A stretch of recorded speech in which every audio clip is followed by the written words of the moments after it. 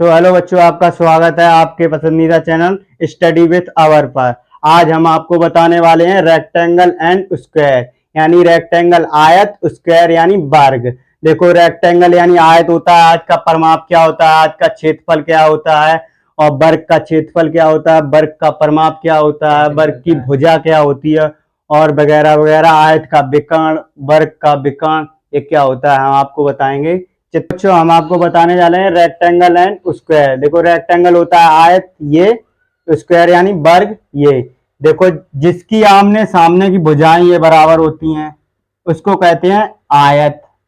देखो ये मान लो पहली भुजा ए बी सी डी। इसमें क्या होता है, ए सी बराबर होना चाहिए, बी सी डी बराबर होना चाहिए, ए बी और सी डी। ए बी के बराबर सी डी होगा और ए सी के बराबर बी डी होगा। जैसे कि ये तुम्हारी है भुजा 2 सेंटीमीटर, तो आपकी ये वाली भी 2 सेंटीमीटर होगी। ये होगी 4 सेंटीमीटर, तो ये भी 4 सेंटीमीटर होगी। और ये वाला आपका विकर्ण होता है। और जैसे कि मैंने ये बताया, जिसकी आमने सामने की भुजा बराबर होती हैं, लंबाई ये होती है आपकी, चौड़ाई ये होती है। और जिसकी चौड़ाई 1 होगी तो वही इस तरफ की होगी। जैसे ये लंबाई 4 होगी तो ये भी 4 होगी। ऐसे आयत का परिमाप भी निकाल सकते हैं, आयत का क्षेत्रफल भी निकाल सकते हैं। ऐसे ही स्क्वायर होता है। हाँ बच्चों, ये आपको देखो, ए बी बराबर होगी, सी डी बराबर होगी। जैसे आमने सामने की भुजा होंगी बराबर, उसको आयत बोलते हैं। अब मैं इसका आयत का परिमाप, आयत का क्षेत्रफल आगे बताऊंगा। पहले ये वर्ग देखो, इसकी इसकी एक भुजा मान लो बी सी डी, ये चारों भुजाएं क्या होती हैं, बराबर। जिसकी चारों भुजाएं बराबर होती हैं उसको वर्ग कहते हैं, स्क्वायर। जैसे ये आपकी 4 सेंटीमीटर हो गई, तो ये भी 4 सेंटीमीटर होगी, ये भी 4 सेंटीमीटर होगी, ये भी आपकी 4 सेंटीमीटर होगी। ऐसे ही वर्ग का क्षेत्रफल निकालोगे तो भुजा वर्ग यानी 4 का वर्ग हो जाएगा सूत्र के हिसाब से। जैसे वर्ग का परिमाप 4 गुणा भुजा कर दोगे। हेलो बच्चों, हम आपको बताएंगे आयत का परिमाप होता क्या है, आयत का क्षेत्रफल होता क्या है, और वर्ग का परिमाप होता क्या है, वर्ग का क्षेत्रफल क्या होता है, इसका सूत्र क्या होता है। और ये चित्र में किसको कहते हैं, क्षेत्रफल क्या कहते हैं, परिमाप को। देखो, जो अंदर का भाग होता है ना, ये आपका क्षेत्रफल होता है, ये आपका क्षेत्रफल होता है। ऐसे ही इसका भी ये क्षेत्रफल होता है, ये वर्ग का क्षेत्रफल है ना, ये विकर्ण अंदर का विकर्ण होता है। जैसे कोई खेत होता है ना, खेत की जो भुजाएं होती ना, वो होता है परिमाप। और जो अंदर का होता है ना, जो मिट्टी जो अंदर के गोलाई के अंदर होता है, वो होता है क्षेत्रफल। जैसे आयत का परिमाप होता है ये A B B C C D A C, तो ये पूरा परिमाप निकालेंगे दोनों भुजाओं का, चारों भुजाओं का, तो ये परिमाप है ना, कितनी लंबाई चौड़ाई नापेंगे, है खेत की नपती होती है। ऐसे ही वर्ग होता है, ऐसे ही वर्ग का जैसे आयत का होता है। जैसे आयत का परिमाप होता है, जैसे कितनी भुजाएं, 2 है ना, 2। ऐसे लंबाई प्लस चौड़ाई, ऐसे आयत का क्षेत्रफल लंबाई गुणा चौड़ाई। ऐसे ही वर्ग का,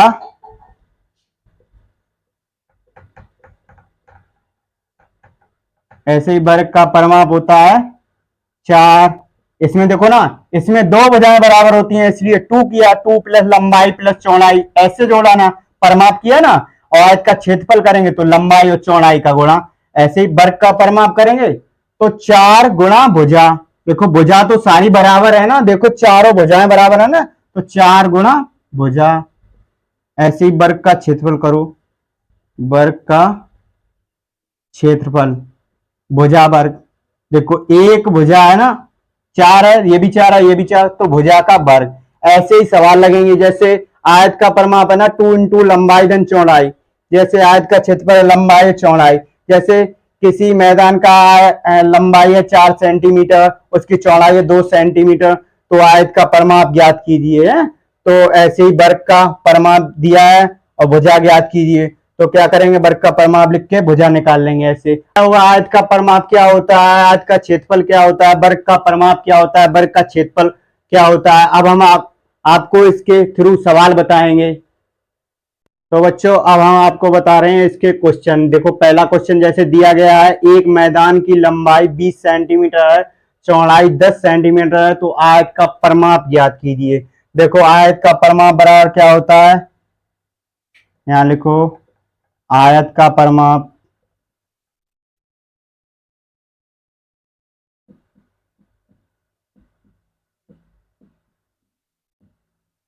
बोल दो यार। आयत का परिमाप 2 इंटू लंबाई धन चौड़ाई। देखो आयत का परिमाप क्या होता है, 2 इंटू लंबाई धन चौड़ाई। जैसे कि मैंने पिछली वीडियो में बताया, जैसे 2 लंबाई कितना दिया है 20 प्लस चौड़ाई कितना दिया है 10। अब देखो, हाँ तो देखिए 2 इंटू लंबाई धन चौड़ाई ये आपका होता है फॉर्मूला। देखो 2 और लंबाई कितना होता है इंटू, यानी गुणा 20 हो गई, लंबाई चौड़ाई हो गई 10 सेंटीमीटर। देखो 2 हुआ इंटू, और अंदर का देखो लंबाई प्लस चौड़ाई कोष्टक में दिया है तो इसको पहले जोड़ना है, अंदर कितना हो गया 20 10 30। अब ये इंटू हटा देंगे, 2 गुणा 30 तो कितना हो गया 60 हो गया सेंटीमीटर, ये परिमाप आपका।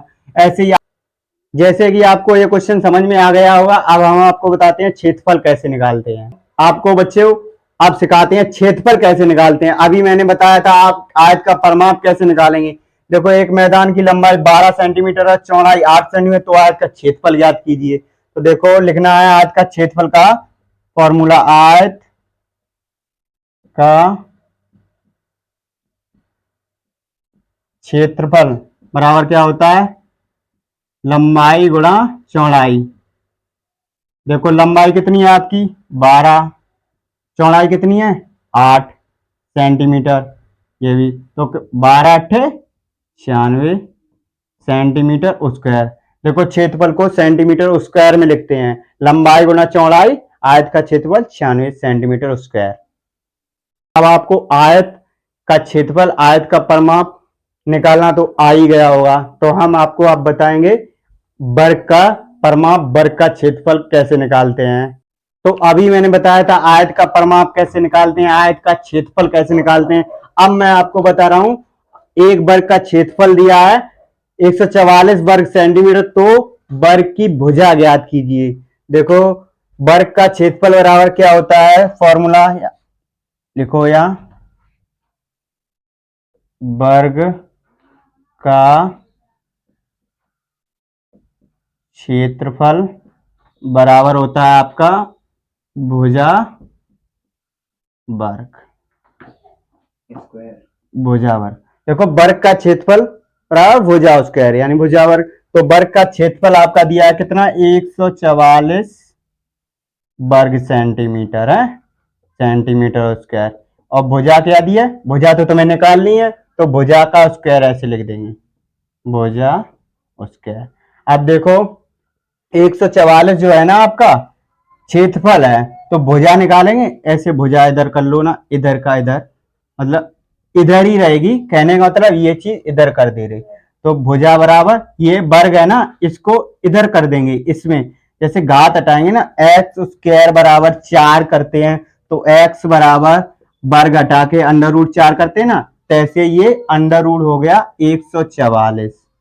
आया समझ में आपको, भुजा बराबर अंडर रूट 144। हाँ स्क्वायर हटाते हैं तब अंडर रूट चल जाता है। और देखो इस 144 के फैक्टर करने हैं आपको, 144 के इधर फैक्टर करो, 2 सत्ते 14, 2 दूनी 4, 2 तिया 6, 2 छक 12, 2 8 16, 2 ने 18। देखो ये फैक्टर हुए, ये इसके अंदर लिखने हैं इसके फैक्टर। देखो कितने हुए हैं, देखो ये फैक्टर हो गई। अब इसमें फैक्टर में 2 2 का जोड़ा बनाना है, ये कॉमन संख्या लेनी है। देखो ये वर्ग कहते हैं, इसको वर्गमूल भी बोलते हैं, ये वर्गमूल का निशान भी बोलते हैं। जब वर्ग स्क्वायर हटता है तो अंडर रूट चढ़ जाता है। देखो अब ये उसका ये फैक्टर इसके कर लिए तो ये अंडर रूट हट जाएगा, और ये बाहर जो जोड़ा है ना वो बाहर एक एक करके बाहर निकलेगा। जैसे 2 2 बार एक जोड़ा बना, एक निकाल लिया एक एक करके। देखो अब ये गुणा कर लो, 2 2 2 जा 4 तिया 12, ये कितना आया सेंटीमीटर, ये आपकी भुजा आ गई है। तो चलिए आपकी भुजा निकल आई है कितनी 12 सेंटीमीटर। तो आपको वर्ग का क्षेत्रफल निकालना आ गया, तो ऐसे ही हम आपको बताएंगे वर्ग का परिमाप कैसे निकालते हैं। तो आइए बच्चों, हम आपको बताते हैं वर्ग का क्षेत्रफल कैसे निकालते हैं और वर्ग का परिमाप कैसे निकालते हैं। देखो, भुजा आपकी दी है 8 वर्ग सेंटीमीटर एक वर्ग की, तो वर्ग का परिमाप का क्षेत्रफल ज्ञात कीजिए। एक वर्ग की भुजा 8 सेंटीमीटर है, तो देखो लिखेंगे पहले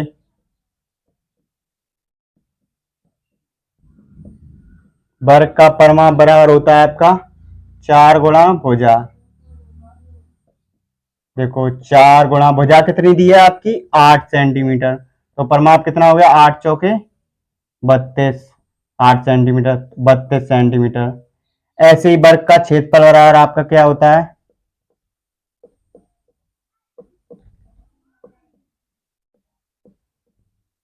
वर्ग का क्षेत्रफल बराबर होता है आपका भुजा वर्ग।